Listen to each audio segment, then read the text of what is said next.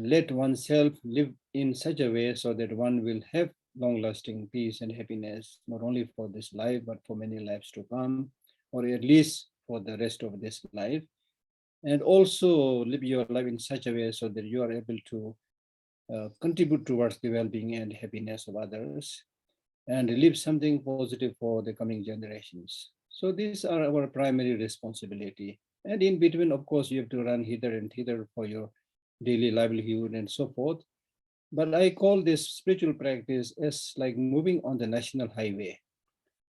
So you must keep on moving on the national highway, but sometimes you take a little bit rest, go outside the national highway and visit the cafe and have a nice kind of lunch or dinner. That is possible. A little bit going here and there is okay. But your main thrust of your thinking, of your life should be, as His Holiness repeatedly says, helping others and not harming others. So that should be regarded as something like one's lifeline. Because in today's world, there are so many things which can confuse us, which can make our life complicated. But the more and more you grow older, you are able to see clearly that life doesn't have to be that complicated, right?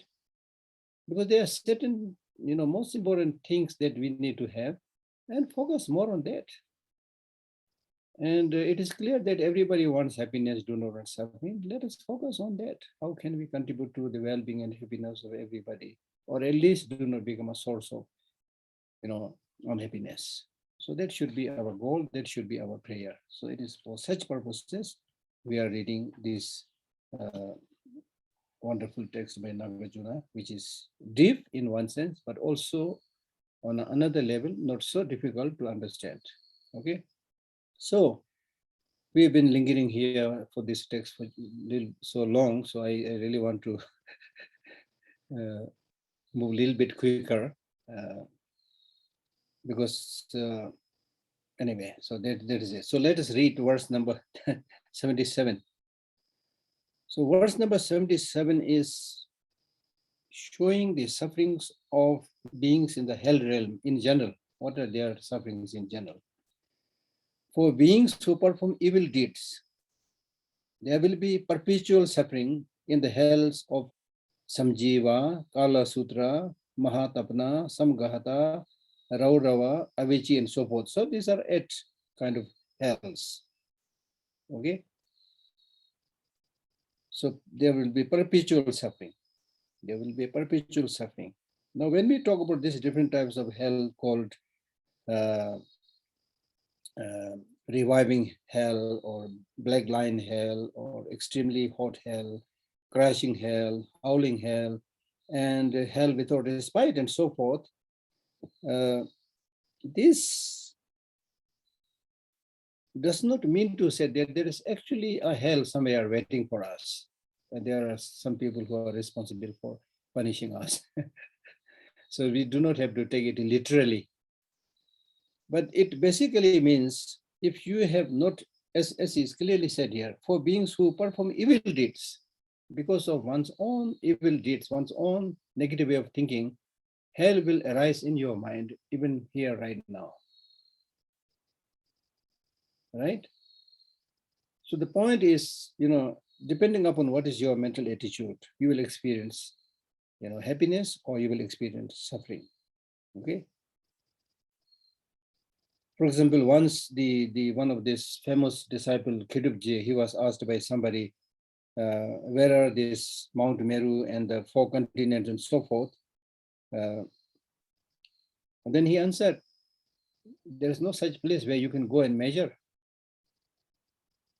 It is very much dependent on one's perspective. When we study Madhyamika, there is a topic that's called water pass blood. That is the topic, water pass and blood. So that means if you put 1 glass of water on the table, human beings will, the same liquid, human beings will see it as water. The divine beings will see it as nectar, and the hungry ghost will see it as pus. Now, if that is also not so convincing, Let us take a more kind of easy example. In our case, some people like chocolate, some totally dislike it. Some people like hot chili, some people do not like at all. So it's something like that, you see. I mean, if you, I try to witness people's reaction and how they are talking, how they're behaving, their mental kind of sensitivity, things like that. It's unbelievable. It's a kind of inborn, inherent quality that the features of different individuals are so different deep down, right? So depending upon that state, different things will appear. And in our, there is a story, even like 2-3 generations before, there's a story of somebody visiting the Lhasa Cathedral to see that famous Buddha Shakyamuni's image. And when he went there, all he saw was an empty throne.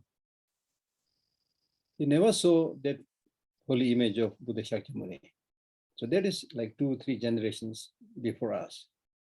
Then in my own generation, in Dharamsala, when His Holiness was sitting on the throne and giving teaching, there was an elderly, I was told this elderly nun who was going around and craning through the window, trying to see His Holiness, and she could never see His Holiness. People helped her to see, look, His Holiness is there, see, sitting there. She said, no, where? She did not see at all. So these things happen. These things happen. Okay. And then we have this story of Asanga, who meditated for a darshan of Maitreya and meditated very hard in a cave for 3 years. No vision, nothing of Maitreya came. And out of desperation, he came out of the cave. Then he saw the sequence, I don't remember very well. So it's the first one thing that he saw was outside the entrance of the cave, there were pigeons. So the pigeons were like flying away, coming back. And then while doing that, rubbing their feather against the rock, he saw the rocks had become very smooth. So he said, even if the smooth, soft feathers of pigeon can make the rock smooth, then it means my effort is a little bit weak. So we went back into the cave and meditated another 3 years. So after 6 years meditation, nothing, no vision of my material, nothing. Then again he decided, okay, now stop it. He came again outside the entrance of the cave, and he saw one man making needles out of big, iron pipes. Then he asked, what are you doing? He said, I'm making needles out of this big iron pipe. He said, you are joking. Okay, how can you make? He said, no, look here already, I've made some. So I said, this is unbelievable. So my effort is really little weak. So he went back, meditated another 3 years. And then again, nothing came. After 9 years, he came out. Then he saw the drops falling from the rooftop down to the floor, and the floors being like made hole there on the floor. So with water, you can make holes on the the rock floors. Then my effort is too weak. He went back again, meditated for another 3 years. So he meditated for 12 years. Then finally said, okay, nothing came. So it means he's not going to see me. He doesn't have compassion. He went down all the way, left the cave, went down. Then at some distance, he saw a dog, a female dog, half of the body completely eaten by worms and insects. So it's really like rotten and decayed and full of maggots, things like that. But the other half, the top half, is still very ferocious. The dog is barking towards him and very angry and very ferocious. Then he developed very strong compassion. Then he thought, what should I do? If I just take the insects out like that, they might die. And if I don't do it, the dog will die. Then in order to help that, he decided to move the insects or maggots with his tongue. So he closed his eye to lick and take out the insects. Then when he tried to lick, he could not do it. Everything looked like there was nothing. So when he opened his eyes, in front of him, there is material full of light and ornament and things like that. Then he said, oh, he sarcastically said, oh, your compassion is very, very big. Then Maitreya said, no, it is not my, uh, having less compassion, but it's because of your thick karmic obscuration.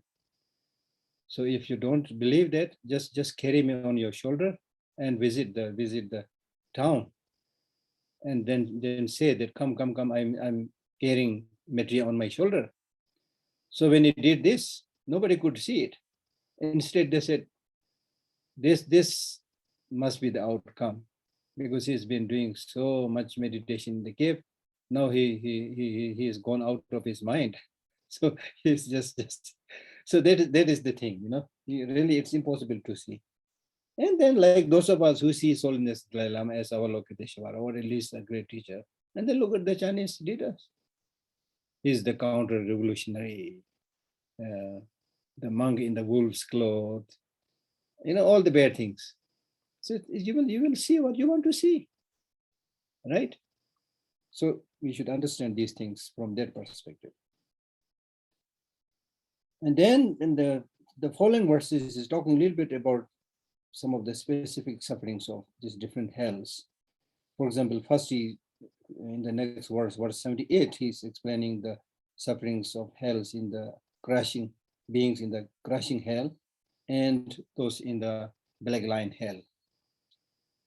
Some are pressed like sesame seed, and others are likewise ground up like fine flour. Some are cut into pieces with saws. Still others are split with dreadful sharp-bladed axes. Okay, so there's not much need to explain. If you are, treated in this way, pressed like a sesame seed. Sesame seed, when you crush the sesame seed to take the oil out, it really has to be forceful to break the shell and take the oil out. So similarly, you are crushed, and others are grounded of like fine flour. Some are cut into pieces with black lines, that is called black line hell, with saws. Still others are split with dreadful sharp-bladed axes. Now again here, as I said earlier, you might think, okay, this is just fairy tale.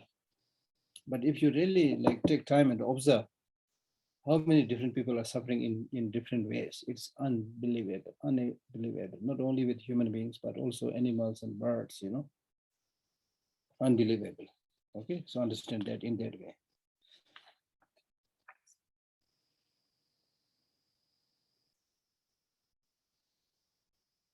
Verse 79,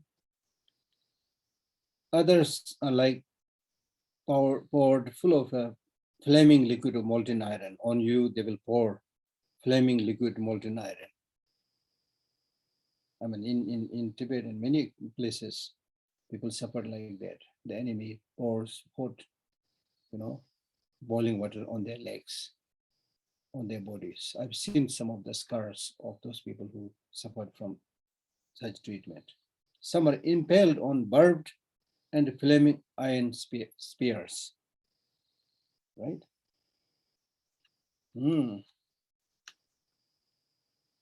Verse number 80, slashed by ferocious iron-fanged dogs. Some wave their arms to the sky, while other helpless beings are pecked by ravens with sharp iron beaks and terrible claws. I mean, as I mentioned earlier, like in the animal realm, you can see the eagles coming down and catching the prey. and pecking them alive. I've seen them killing birds alive, killing snakes alive, right? So there are so many examples of those things. Some cannot bear it when worms and insects of all kinds, thousands of blue bottles and black bees, these are different names, touch them and they writhe and wail when those that instill grave wounds devour them, inflict grave wounds devour them. So at least in the human case also we have mosquitoes and so many other things, right? And then like for example, this pandemic, the source of this pandemic, from wherever it has come, they have this capacity to destroy us, inflict us, suffering on us. Hmm?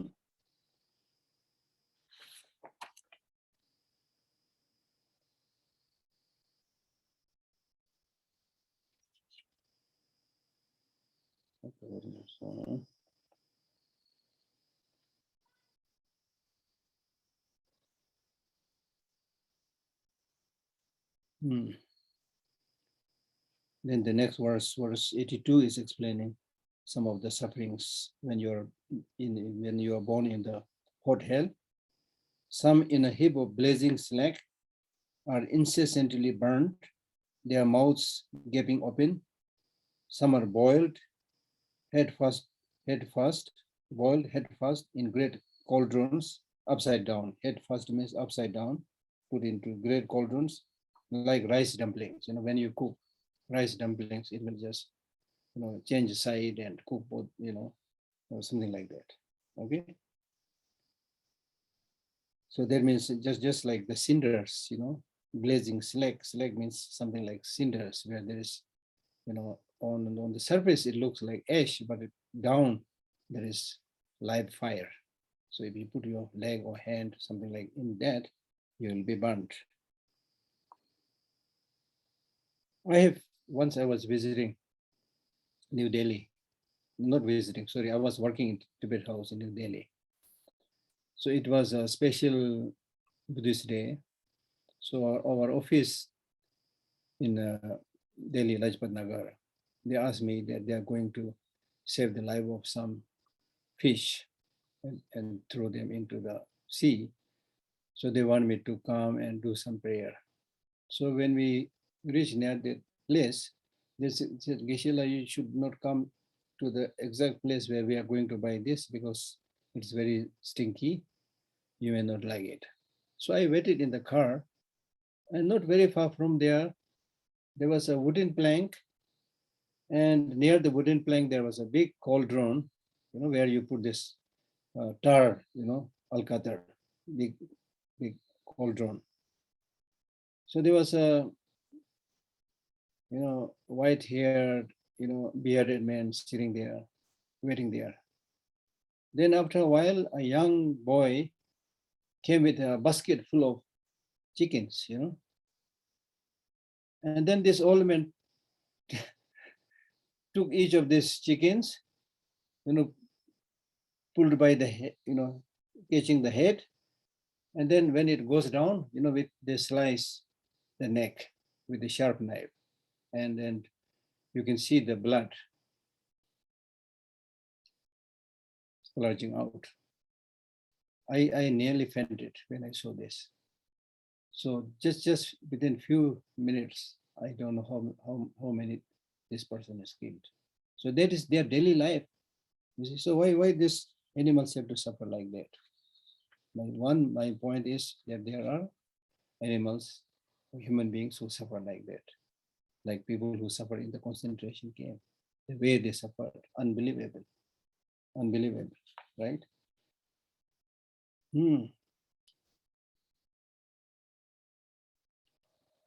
Verse 83, they have a diamond-hard nature, those evil doers who, being kept from the hells, only till the breath's ceasing, are not frightened in 1,000 ways after hearing on the hell's immeasurable suffering. So the translation is not that easy to read. So that means the main thing that is said here is, if you are somebody who has been committing these negative deeds, as soon as you stop breathing, that's what he's saying. As soon as you stop breathing, you will be born into one of these hells. So this is something, not very far away that you have to travel. So even after hearing this countless sufferings of those beings in the hell, if it is still not affecting you, then is it that your heart is made of diamond? That's what he's saying. How come that after hearing all this, you're not, it doesn't affect you? It doesn't really affect us, We might be thinking, okay, this may be fairy tale, or or at the best, you may be thinking this is possible, but it doesn't really affect you. It will affect you only something like COVID-19 comes, directly harms you, then you start, paying some attention. Then again, as soon as the so-called new normalcy comes, I am 100% sure we'll again forget the sufferings that we had encountered during the pandemic. So this is our human tendency. We are so much addicted to bad ways of life, bad ways of thinking. And our memory is so short because we don't try to remember anything, right? In ancient times, in the Indic civilization in India, they very much emphasize on listening and memorizing. Listening and memorizing. One of the main reasons is that by listening from the Guru, you will hear all these precious teachings. Then after that, if you memorize some of these important texts, it will always be with you. That's why many of these Buddhist teachings that we have today, they're actually very controversial. At the time of Buddha, there was no writing. So how come people say that these are the teachings of the Buddha? So the only proper reason that they will come up with is that in those days, whatever the teacher taught, they used to memorize it. Right? So it's very important.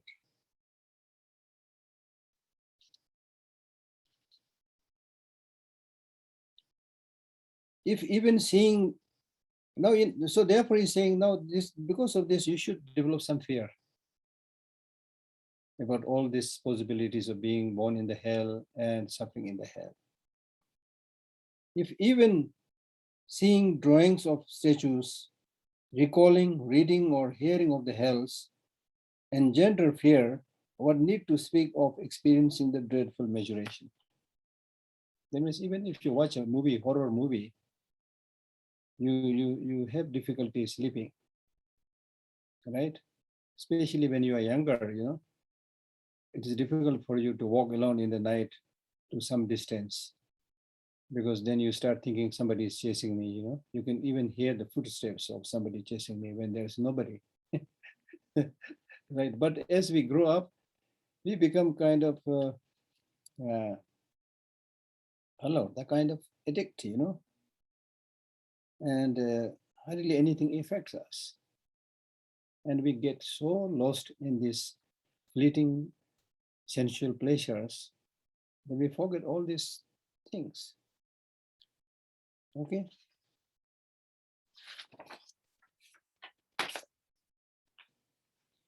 And then it is said that all these beings in the hell realm, their birth is one called miraculous birth, because they don't have a proper intermediary state, like beings in the human realm, in the realm of the God. Beings in the human realm and the realm of the God, because they are very special, life, it takes time to take their birth. So therefore, there's a need to have this intermediary state. But for this kind of criminals who are in the hell realm, they're immediately punished. Immediately punished. Okay? Number one. Number two, the sufferings that they encounter is also almost like endless. Sometimes when we hear about this tremendous kind of punishment, we start thinking, okay, you're just being crushed and killed, that's it. No, then you come back to your life, then again crushed and killed, cut into pieces and things like that. So it takes long time to completely get out of that. Okay. And then as we read in this verse about developing fear by even seeing the paintings of hell and things like that, the process of teaching by painting the hell beings, that process is said to be there even before the Buddha came. So therefore we have this, in the Buddhist system also we have this Bhava Chakra, the wheel of life. In the wheel of life, normally you see, in these days, many places you see these 6 partitions. But according to the monastic discipline or Vinaya Sutra, the correct one is said to be the one with 5 divisions, not 6 divisions. So it is not sure when this error was made, or why this 6 partition was made.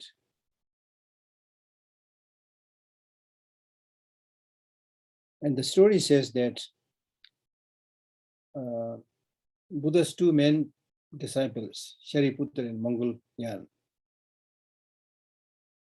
they were highly enlightened beings with miraculous powers. So it is said that they regularly go to visit the hell realm and study their situations and try to help or whatever. At one time, Mangalyaan, who was particularly known for his capacity to perform miracles, he went to the hell realm and he found some of the non-Buddhist, the teacher of a big non-Buddhist school at that time, who died some time back. He saw that he was born in the hell. So having seen that, he came back to tell his followers that you should not follow him because your teacher is now in the hell. So on hearing this, the students said, how dare you say this to our teacher? So they caught Mangalyaan and chopped him into pieces, murdered. So after that, it is said that Buddha asked Shariputra to write or to paint what he saw of the status of the hell realm. Okay, so there are stories like that.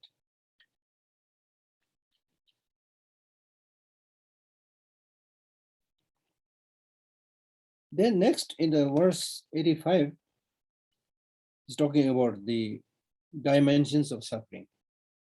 Who will suffer what? How much suffering will be there in these different states?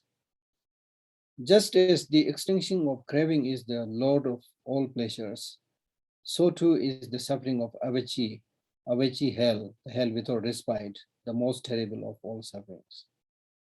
So both the ways, it is same. Like for example, if you follow the virtuous path and refine your mind, then you will put an end to craving, attachment, which is the source of being born in the samsara.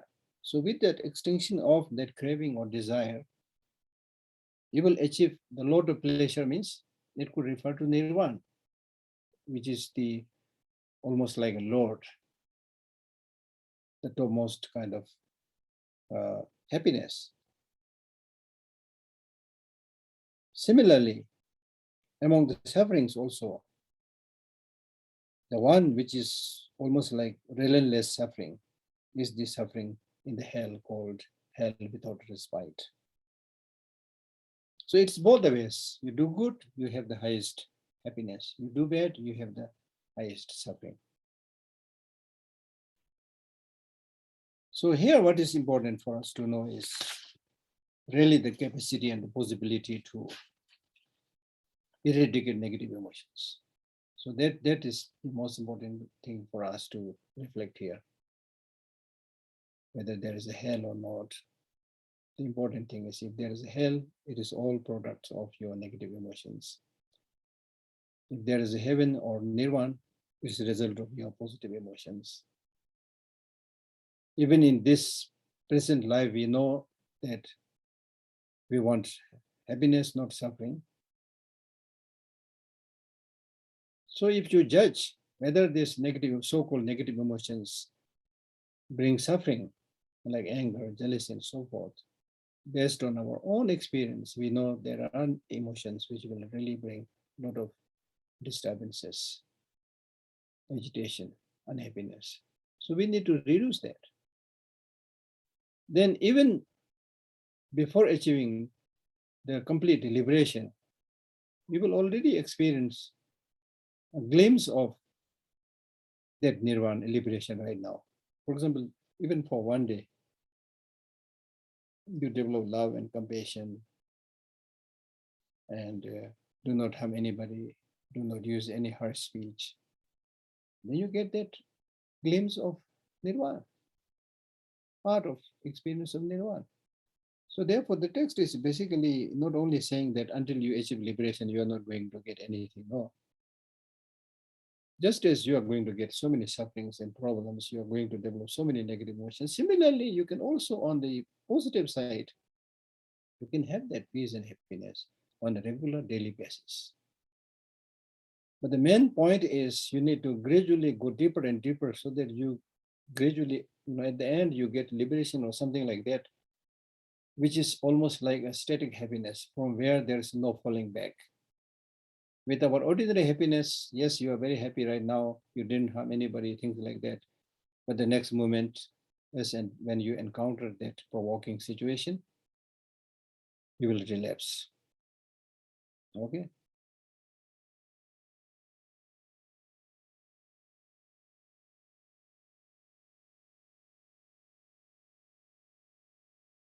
The suffering here of being jabbed for a single day by 300 spears at full force does not approach or equal even a minute portion of the least suffering of the hells. So it's just giving an example. Out of this many hells, even if you compare the suffering in the hell, which is the least suffering,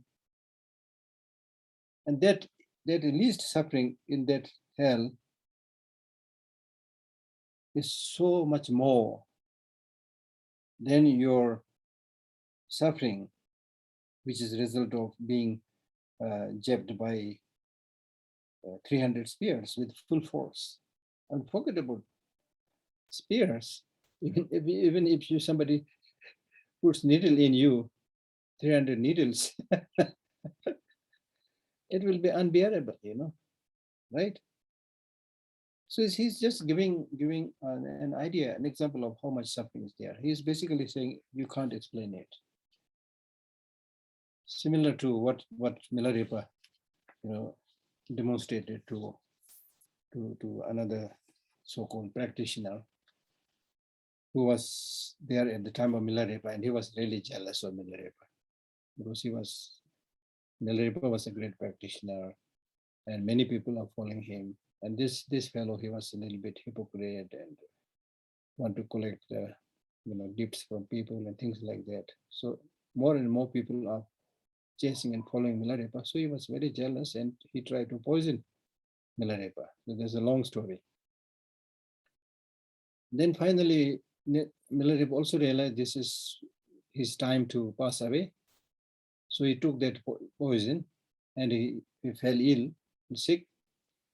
Then this fellow, the competitor, he pretended as if he is very concerned and went to Milarepa and said, "Oh, I know you are suffering much. If there's a possibility for me to share your suffering, I will willingly do that." Milarepa said, "No, no, no, no, it's not possible. Don't do that. Don't say that." He said, "No, no, no. I'm sincerely, I want to take a little bit of it if there is a possibility." Then Milarepa said, "Okay, then they just see. I will transfer this suffering a little bit on that rock near the cave, and you see it." And it said that and when Milarepa did that, the rock cracked into pieces. Then he said, "Oh, this is just Milarepa's, performing some miracle. He's not able to transfer his illness on me. She said, no, no, no, I really want to take your illness. Then Milarepa just transferred a tiny fraction of his illness on that hypocrite. And he was so in pain that he yelled and shouted and begged for his forgiveness. And then Milarepa took it back. Then after that, it is said that he became a very good follower of Milarepa. He repented all his wrongdoings, things like that. Right? So it's easy to say, when others suffering, but it's very difficult when you yourself experience, not only in the hell realm, right now, if you, for example, get a migraine headache or things like that, then we only at that time, then we long for peace. Wish that I do not have this. I wish that I do not have this illness and so forth. So until to that point, we never realize, unfortunately. Okay. Then the next question is, okay, if this is the case, the suffering is really immense, but how long do we have to suffer? There's the question. How long? Though so very unbearable suffering be experienced for even 1,000,000,000 years, one will never be freed from that life as long as the non-virtue is not exhausted. See here, though so very unbearable suffering be experienced for even 1,000,000,000 years, even if you continue to experience that for 1,000,000,000 years, imagine. What will you do now? This in the human life, when we have some problems, I want to commit suicide, But if you are born there, how are you going to commit suicide and put an end to your suffering? Impossible. There's no escape from the result of your negative deeds. So he says, one will never be freed from that life as long as the non-virtue is not exhausted. So this is really talking about the law of causality. In nature also, there are certain causes and conditions. When the causes and conditions are there for the death and destruction of, say, a plant, a tree, things like that, it will go away. If the causes for the flourishment of the tree is there, it will flower, it will flourish. So externally also we have a lot of examples like that. Okay.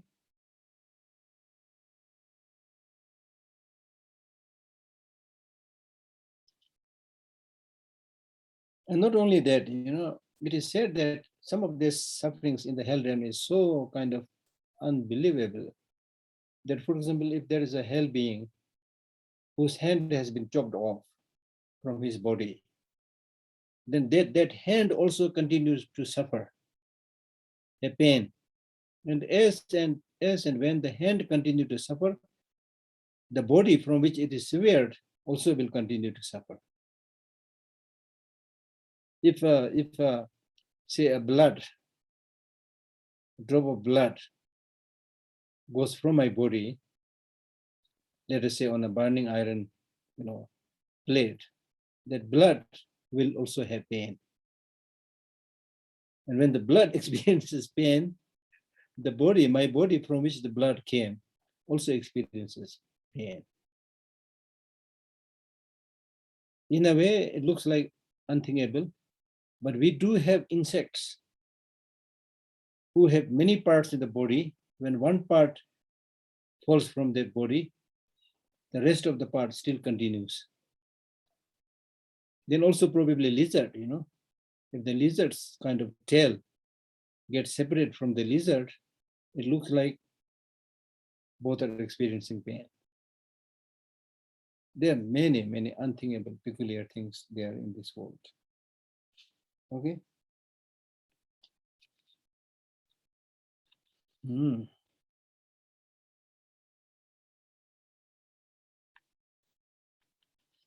87.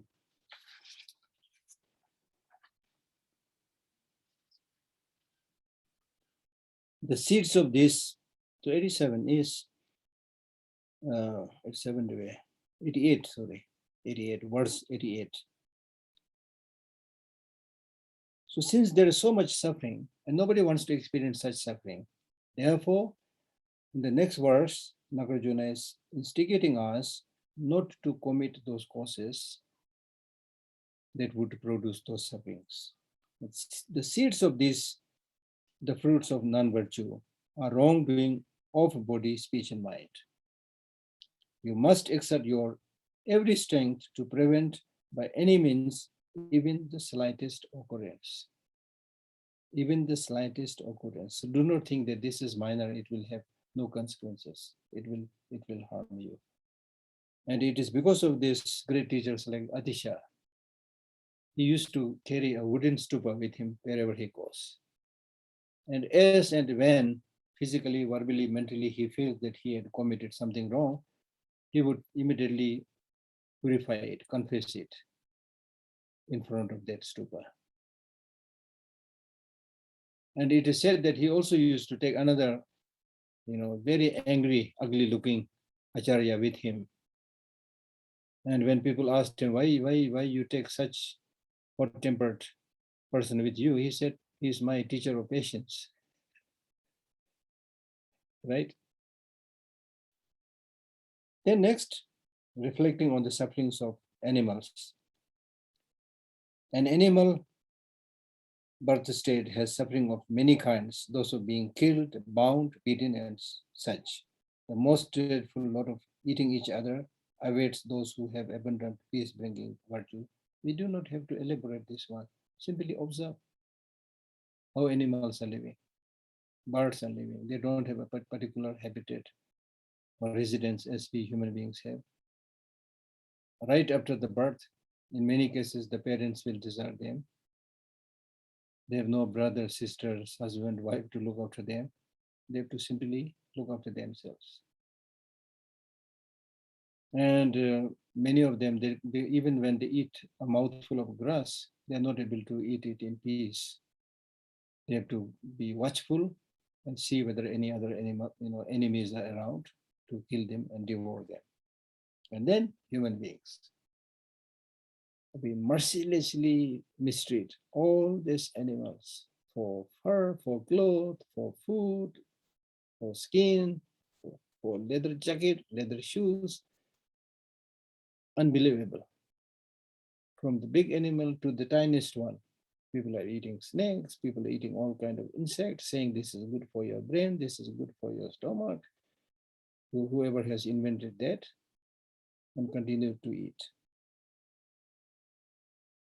So sometimes I do think that when we experience this unthinkable,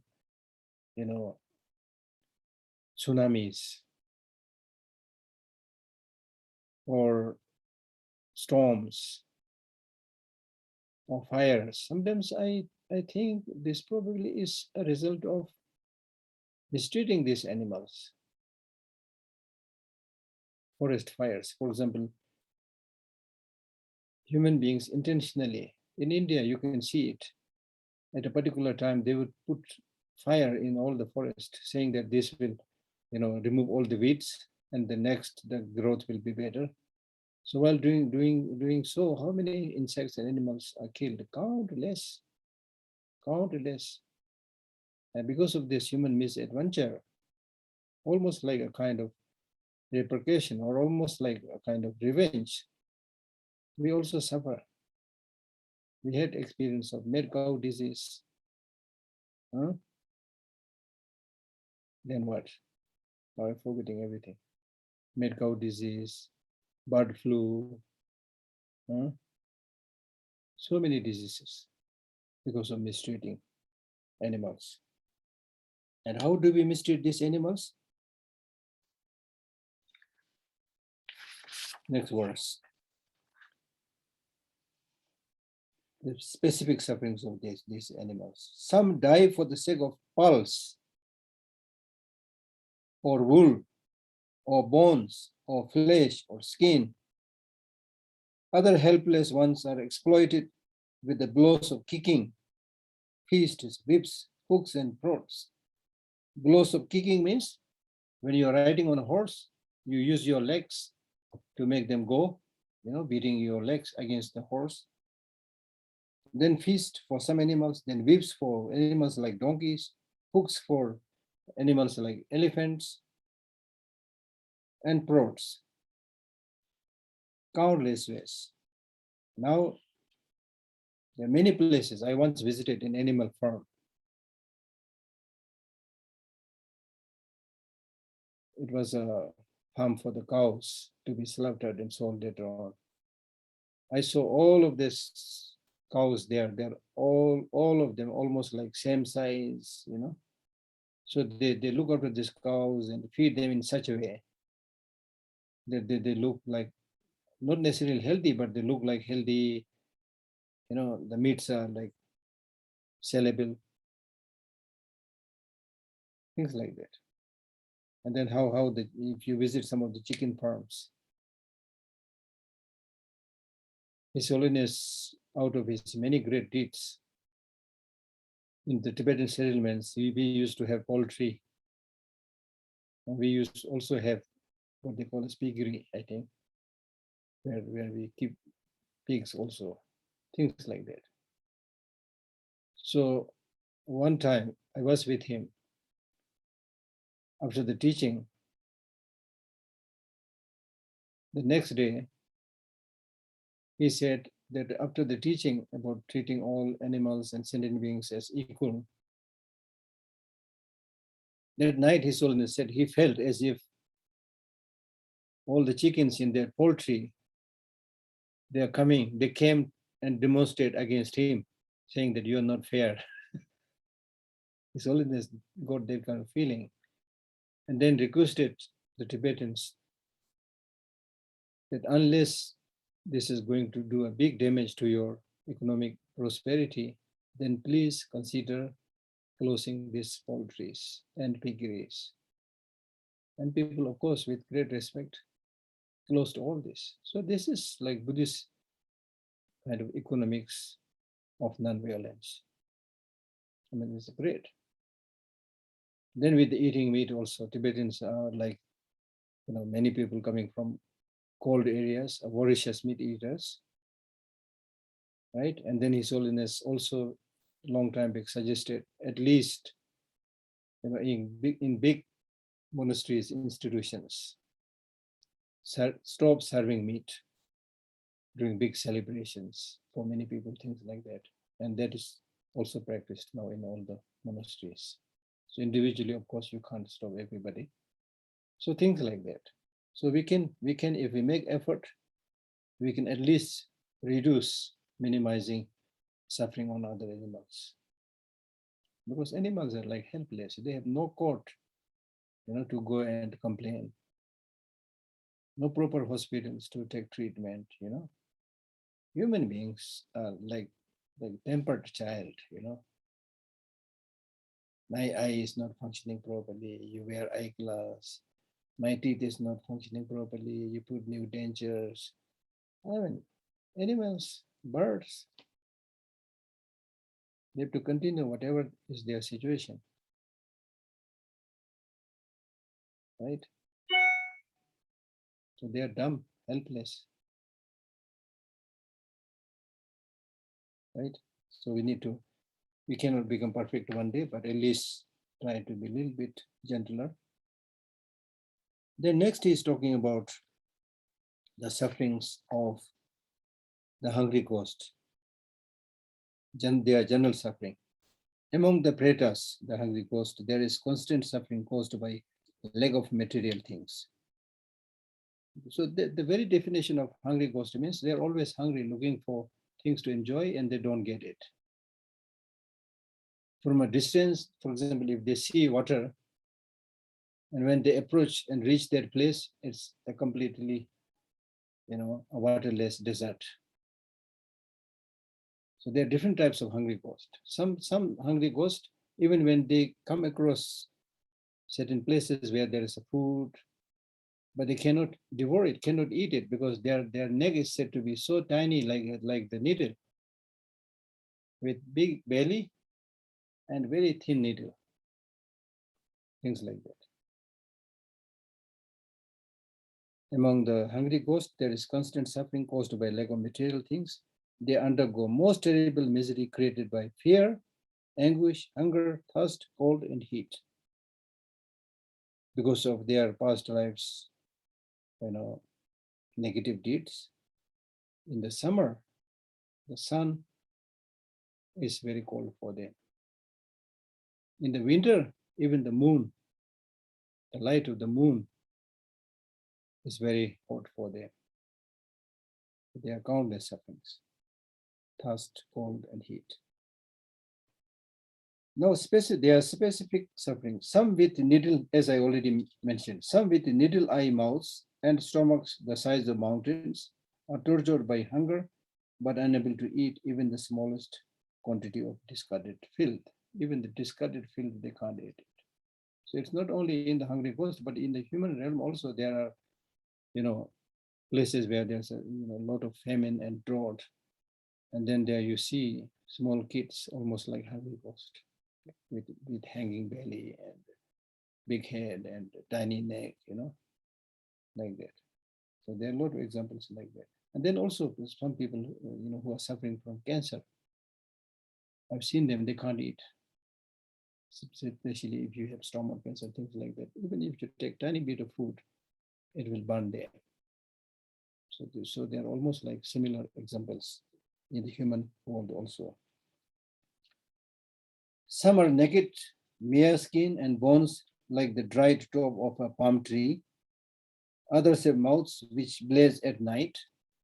Yadakhala member, blaze at night. Now in the modern era, we have number one difficulty in believing these things.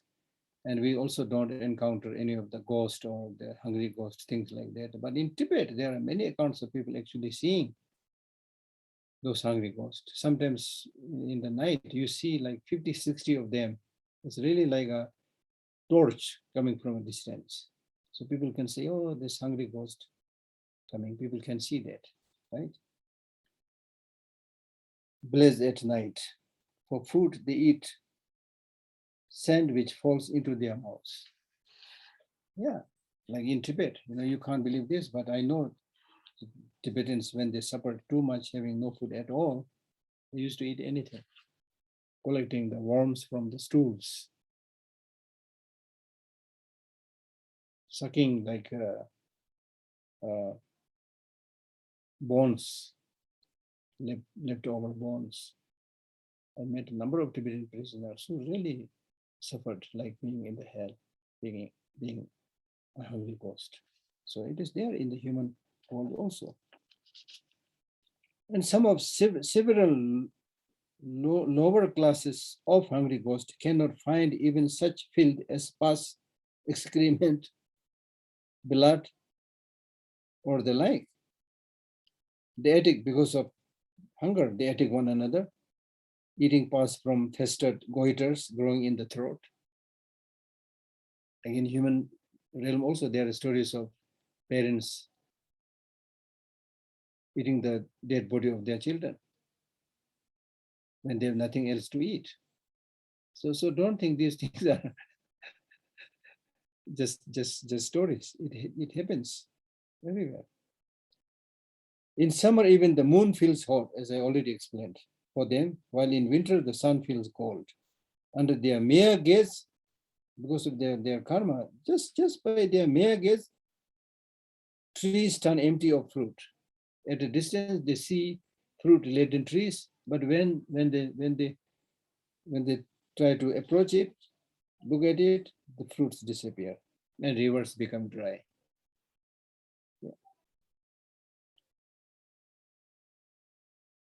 Undergoing incessant suffering and tightly bound by the karmic fetters of misdeeds, some do not die for 5,000 or even 1,000, 10,000 years. So living long life is something. Then imagine these people living such a long life, right? So living a long life not necessarily a good thing, right? The case for hungry ghost, single taste of such diverse suffering is being delighted. Single taste here means the continuous suffering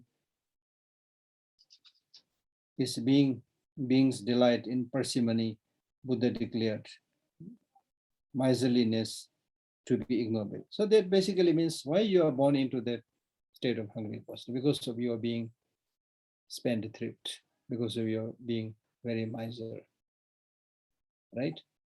That's the result. So therefore, when we have the means, we have the capacities, it is important to share what you have to others, especially to those who are in need, who are less fortunate. Yes, we are good in giving things to our friends and relatives. That's okay, but that is more or less alloyed with attachment.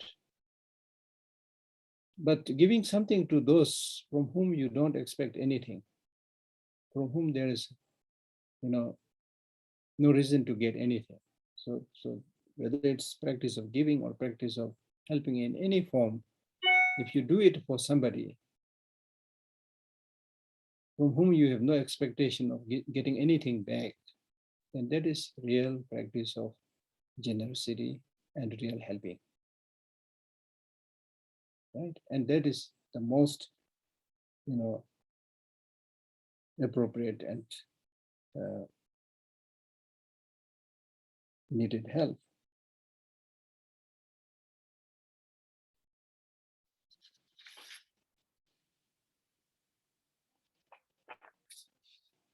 Honestly, huh?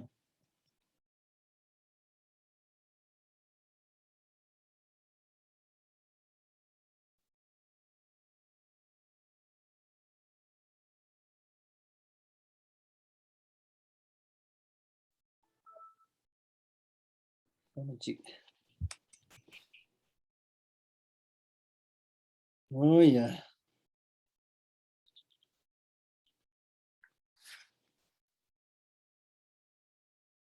Next verse is talking about identifying the causes for such suffering. The case for the predators. So this is this verse number 1897 is talking about the causes.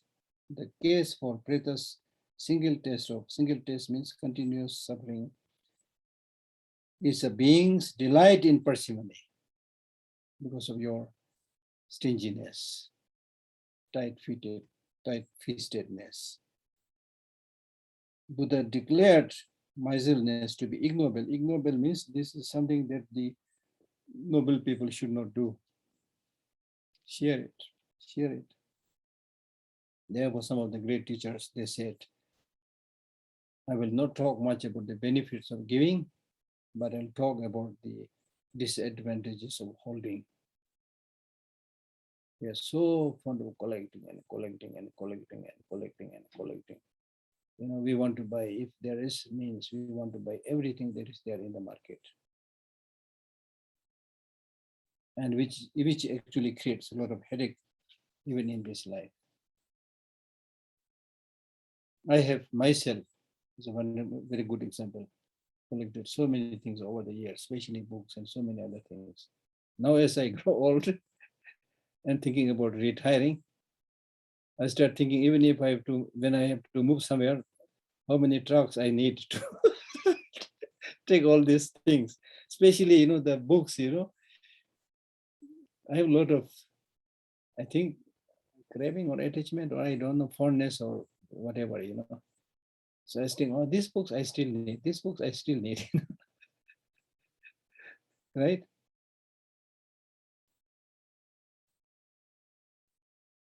Mm.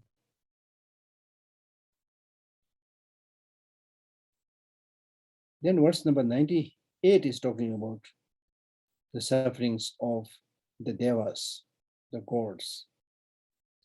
Greater than the pleasures of celestial beings, meaning that the celestial beings have a lot of pleasure, happiness. But then greater than the pleasure of celestial beings is the suffering of their passing away. It is said that these celestial beings, they never age. There's a lot of happiness. All the young men, the young women, they're all young. No elderly people around. All young, good-looking boys and girls of same age. They never age. Amazingly, beautiful and comfortable. Until they start dying. When they start dying, the suffering of their passing away, it's immense, it is said. This also, again, we can take some example with the, the so-called rich people, or the people in the Bollywood or Hollywood or whatever, So they live like celestial beings, right? All the so-called modern amenities that they are at their disposal, and then glide like here and there, like something very special. So imagine when they encounter that suffering, suddenly when they realize they have to die, and mentally unprepared. So celestial beings are like that. Having considered that, the righteous do not crave for the transitory celestial realms. So even the celestial realms is transitory, where you will experience a lot of suffering at the time of death. And what are those sufferings? The sufferings are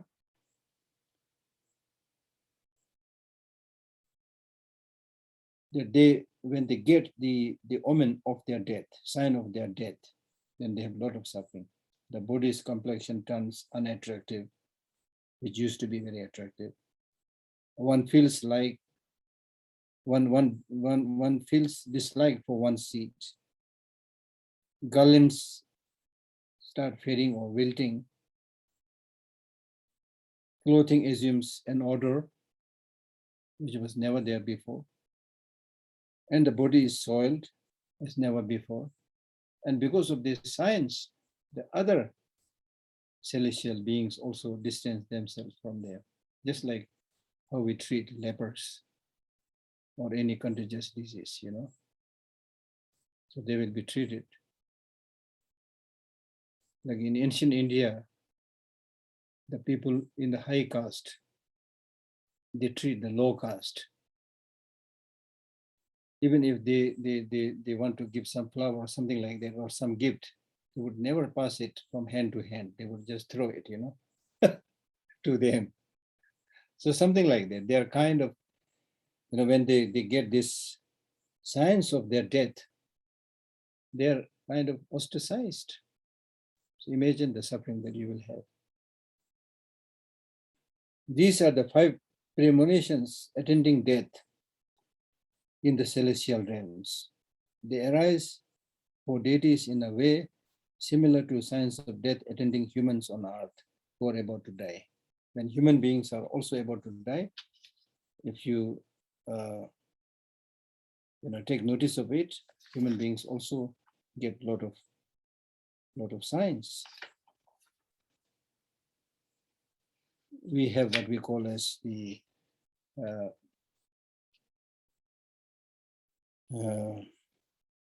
for example, in the case of human beings, some of the signs of death is that your nostrils will collapse,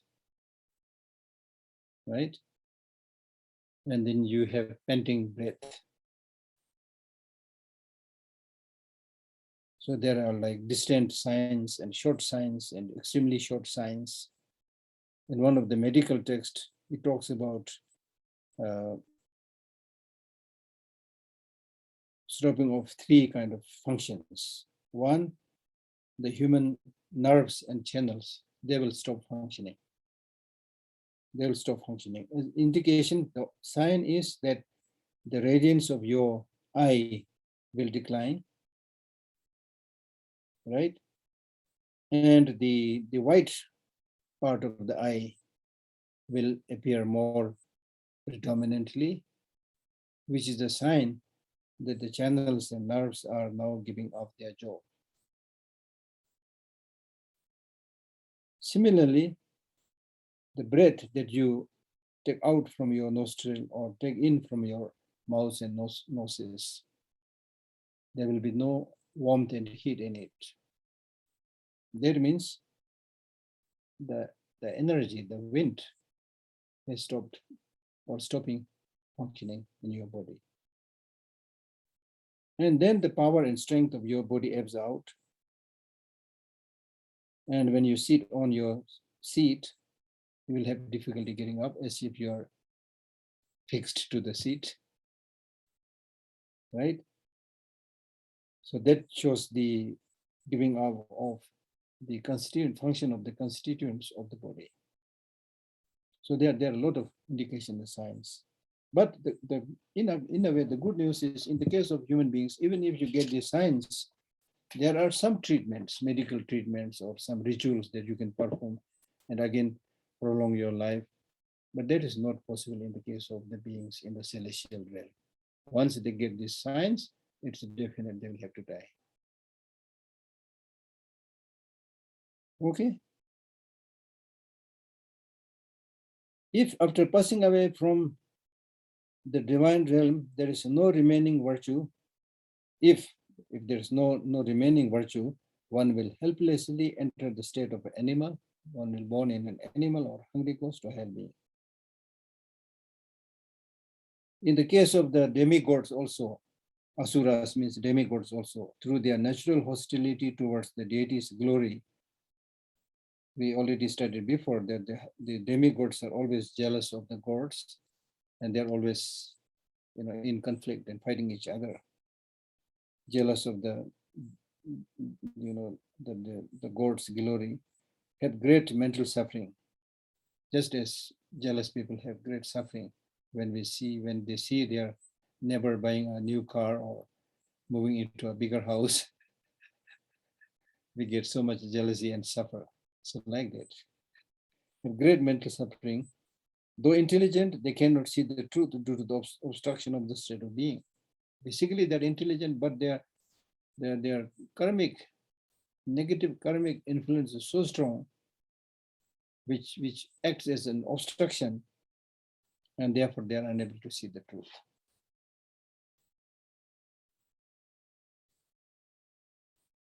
Okay, let us stop here, maybe.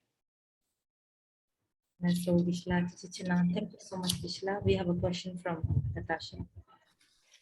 Yes, thank you. Thank you very much, Geshe. We have one question. We can help animals because it's kind of easy because we can see them, we can perceive them. And what about pretas? Are there any practices to help pretas? Yeah. Can we do something to help them alleviate their sufferings? Yeah. Sometimes we nickname the hungry ghost and call them smell eaters, right? So therefore, for those beings in the intermediary state, and also the hungry ghost, and some of the malevolent spirits, they are also categorized within the hungry ghost.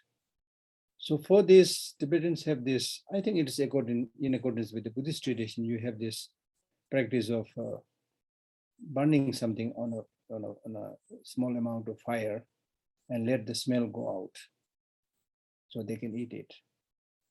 Then also it is said that's why when we eat food, we first make offering of the food to the Buddha, Dharma, and Sangha and other higher beings. And then also after eating the food, whatever remaining is there, then there is a prayer to recite. And then we snap our finger and say that now you can enjoy. That means the hungry ghost and others. It is said that because of their karmic force, unless a permission is given, then they don't dare to eat it. They don't have the capacity to eat it. So therefore you have to make that offering, give the permission, and then it is said they are able to enjoy. It is not so much about like human beings, taking a big chunk of food from there, which is visible to us, not there. Just like, take the example like mosquitoes, other beings, you offer a big chunk of food there, but when there's hundreds of flies sit on there, you don't see them taking a big chunk, but they're able to they're able to taste it. They're able to ingest it, so it is possible. Summary.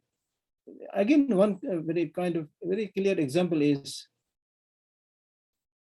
in Tibet, when many Tibetans suffered in the Chinese prison. This is first-hand account. They told me that the more you are deprived of food, the more the smell of the food becomes pungent, and just getting the smell, it nourishes you. Okay. Geshe, I'm sorry. And what is this prayer you should say just This to is a allow little bit. them to. This is a little bit long prayer. Okay. I'll try to find out. Let me give some time, and I'll try to find out. And hopefully, if I get it, this is not a promise. Hopefully, if I get it, it's of course easily available in Tibetan, but if I have to translate it, I don't know whether there is already a translated one or not, or whether I can translate it or not. Anyway, I'll attempt. Okay.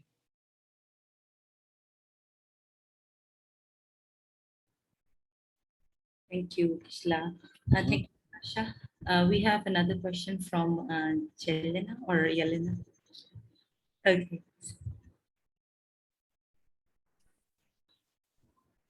Yeah. Hello, all together. Hello, Geshe.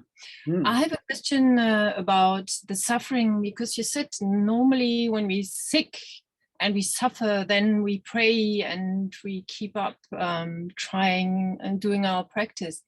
But then there are sicknesses which are quite strong, which stop us, me sometimes practicing, because it becomes very difficult to concentrate and one feels bad.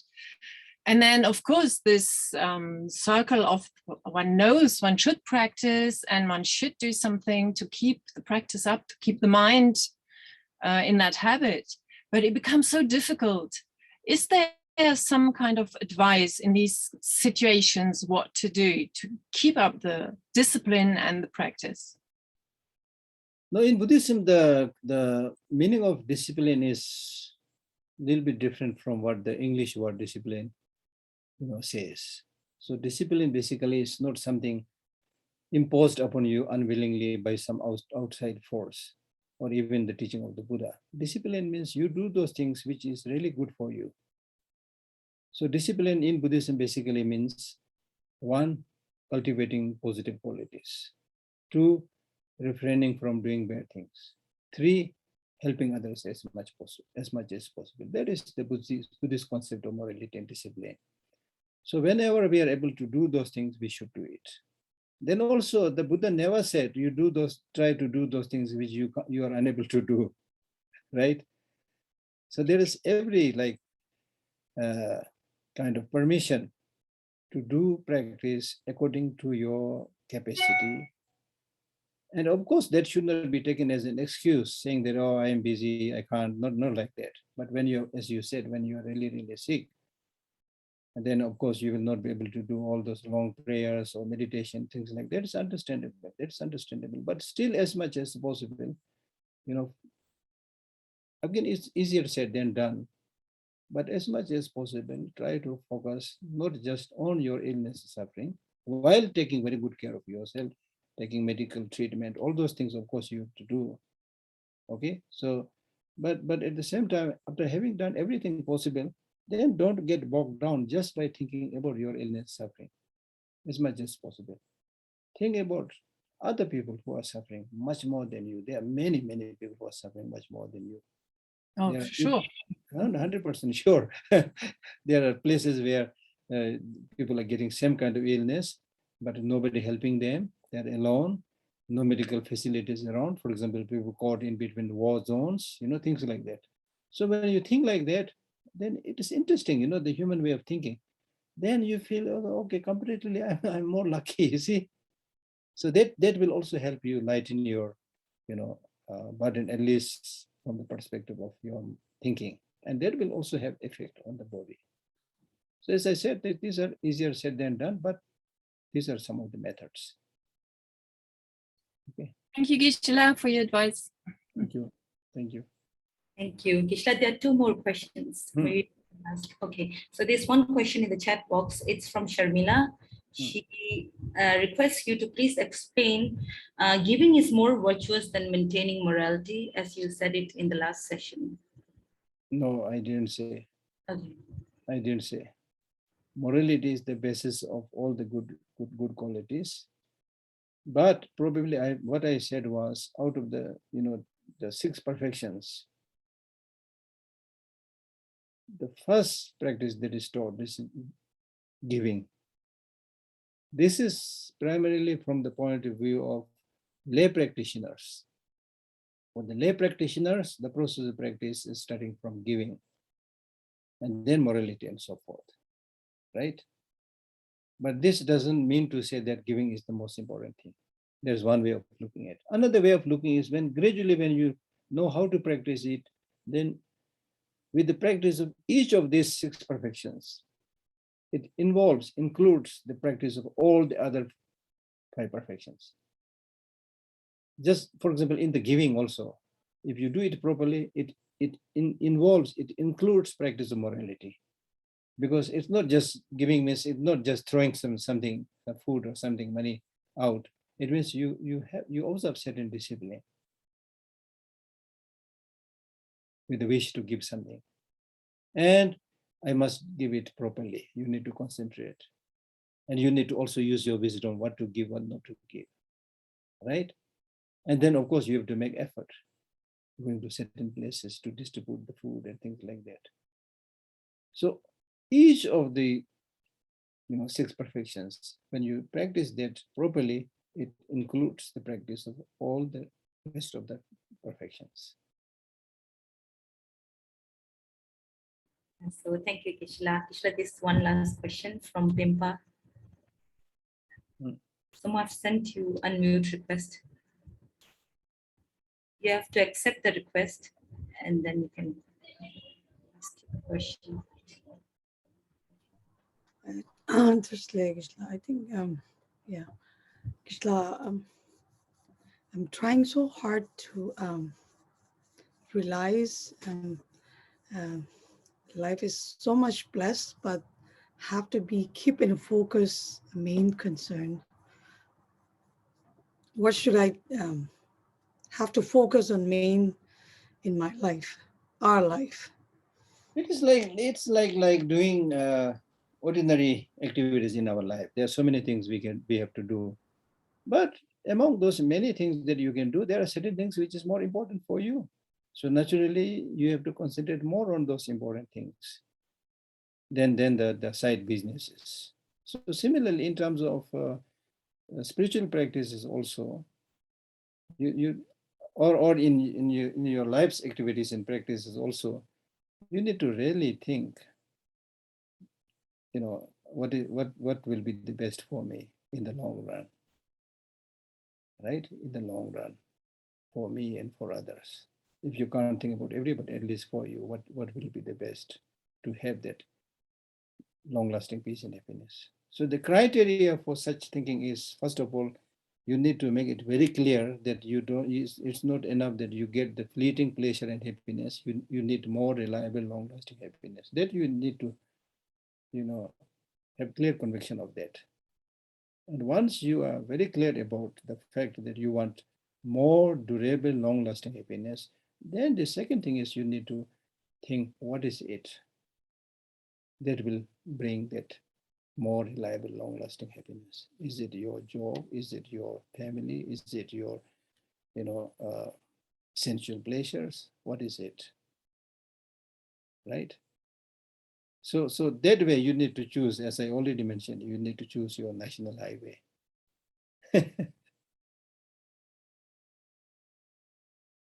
And then when you choose that national highway, even after choosing it, it will be difficult to, dedicate your life on that because there are so many distractions. Distractions are so much, and all these side businesses and distractions are, inviting you all the time. Let me conclude this by telling a story. There's a story of Betal Ki Katha, which means the story of the corpse, which is also related to Nagarjuna. So there's a story of a very famous dead body, corpse, which it is said, if you're able to get hold of this precious corpse, then there will be like luck and success and prosperity and things like that. So Nagarjuna instructed that king to travel and catch that big corpse and bring it to him. So in his journey, he first came across one valley, which is full of dead bodies of small kids. So they are all coming towards him and saying, "Oh, I am the corpse, that you are looking for. Take me, take me, take me." Then Nagarjuna said, "They are not the genuine, the one that you have to get." Then he goes to the next valley. Next valley is full of dead bodies of middle-aged people. They're also saying, "I am the precious corpse. Take me, don't take that." Then finally you will go to that place where the real, precious corpse is there. Then that precious corpse would say, "No, I'm not the one. I'm not the one." He will start climbing higher and higher on the tree. So there's a story like that. This is a long story, but the main point is, so those things which are not needed for us are like this small and the middling corpses. They're inviting me. "I'm the one. Please come here, enjoy." So we get attracted to that and get lost into that. In our case, we get completely lost with the distraction from the fleeting small pleasures. And then we don't get time. These days, when we talk about spiritual practice, everybody says, "I have no time." But time is similar. The time you get and time His Holiness the Dalai Lama gets the same, 24 hours. So it is up to you where you want to devote most of your time. So therefore, we need to, spend a little bit in the initial stage. May be difficult, but we need to slowly learn, where you should put your time more. I'm not saying that you should immediately cut out your, tie with everybody. That's not possible, of course, right? And then gradually through your study, through your practice, through your meditation, you will realize the importance of those inner spiritual journey. Automatically, you will focus more on that. For example, when we, explain the meaning of perseverance or effort in the 6 perfections, right? So literally speaking, perseverance or effort means hard work. But the actual meaning is not just hard work that you do as is being asked by other people, but hard work here means without having anybody to, asking you to do that work, you will happily, delightfully, voluntarily enter into that job because you have seen the purpose. And then you have no difficulty. Just like, somebody playing football who is very much into that game. Something like that, probably. Yeah. Okay. Kishla, this one last question. Hmm. Jackie, is that okay?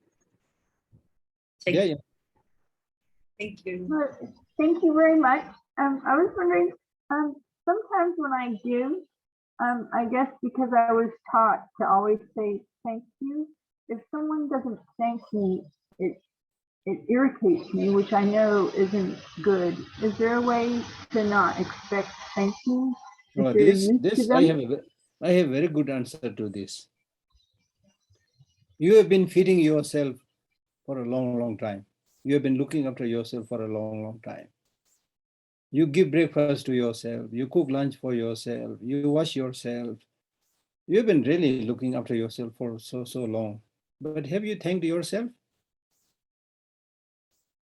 After every breakfast, thank you, Jackie. After every lunch, thank you, Jackie. After every dinner, thank you, Jackie. Have you said that? That's not needed because you are doing something which must be done. So saying thank you or not thank you is not the question. You did the right thing. That's it. Another example is the sun has been for countless times given us warmth and heat, nourishes us. The water, the rain or water and air, all these 4 or 5 elements, they have been, nourishing us for so long. But have you thanked them, or did they ask for a thank you or gratitudeness from us? No. So something like this is a very beautiful explained in Nagarjuna's Precious Garland. It is there that when it comes to helping others, we should really, again, it is easier said than done. because it always takes time. But he said, when it comes to helping others, we should really be like the 4 or 5 elements. Just continue to help as much as possible without expecting anything back. Because when you expect anything back, then problem arises from there, because not everybody will repay your kindness. Then you would start thinking, oh, this guy, he's like, without any kind of sense of gratefulness. Then you will suffer, you see. So that also means you don't really have much love, genuine love and compassion to that person. For example, if you look at the relation between mother and child, normally because the love, the loving relation, the love that they have between each other is more important than saying thank you or not thank you. So therefore, mother, like unquestioned, without question, continues to help their daughter and give everything, but don't expect much from the daughter. Okay. So cutting share so Geshe, thank you so much. Thank you. From the bottom of our hearts, Geshe. Thank you so much. Thank you. And for carefully attending to all things. Thank you so much. We look forward to seeing you next week, Geshe, in good health. We pray for your good health. Thank you so much. Geshe, please can you lead the prayers, Geshe? Yeah, sure.